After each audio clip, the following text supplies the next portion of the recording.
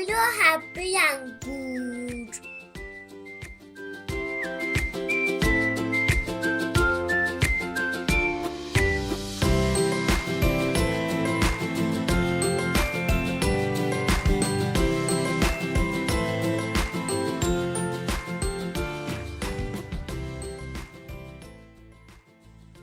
یه روزی مامان بزرگاله گفتش که بچه ها اینطوری من میرم. مامانش اول یه رازه. گفتش چی؟ گفتش که هرچی در زد در رو روحیش باز نکنید. گفتش چرا؟ گفتش که چون که ممکنه آقا گرگه بیاد همه شما رو بخور. گفتش که باش.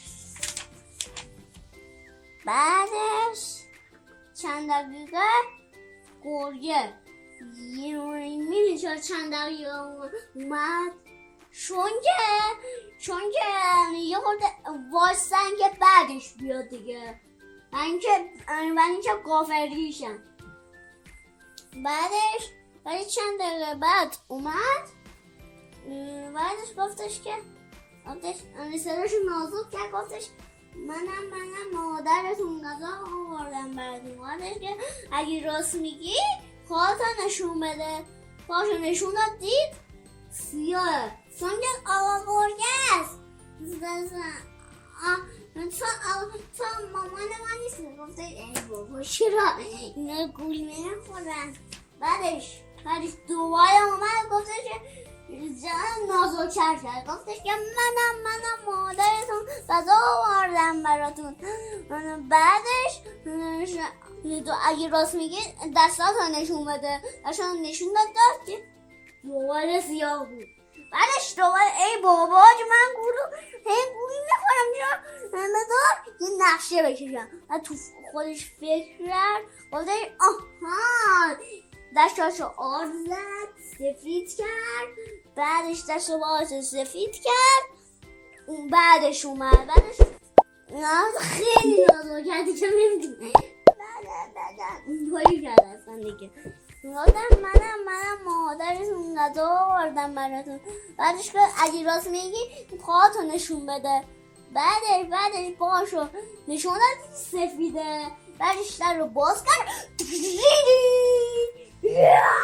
اینطوری سریع نکن چی شد. اینطوری شد نکن. همه رو خورد. اینم خورد.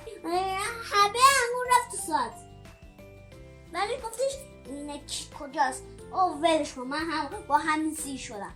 بعدش شد خوابید. آب از اون عمیقا که تو میخوابی خیلی آبت هم عمیق بوده. بعدش مامان بازه اومد. گفتش ای چه خونه شلوغه. بعدش اومد مامانش اینطوری بغل کرد.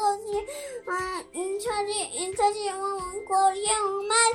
ما گول خوردیم چون که دست باش سفید کرده بود. مامان یادش نگفت. من نگفتم رو غریبه ها باز نکنی. گفتش که ببخشید. بعدش اینطوری می بعدش سوزنینا باز. بعدش سیگمشو باز کرد. اینا رو در آورد بیرون. سیگمشو پاره کرد. اینا رو در اومد بیرون. بعدش اینا رفتن قایم شدن. بعدش توش سنگ گذاشتن. بعدش بافتن. بعدش رفتن یه گوشه قایم شدن. بعدش خوش شد. بعدش گفتش چرا این رفت نشده. بعدش گفتش آب بخورم بهتر میشه. بعدش میخندیم که میخواست آب بخوره از رودخونه. شاتر رو پارت کرد. افتاد تو رودخونه. تمام شد. منتظر قصه های من باشید.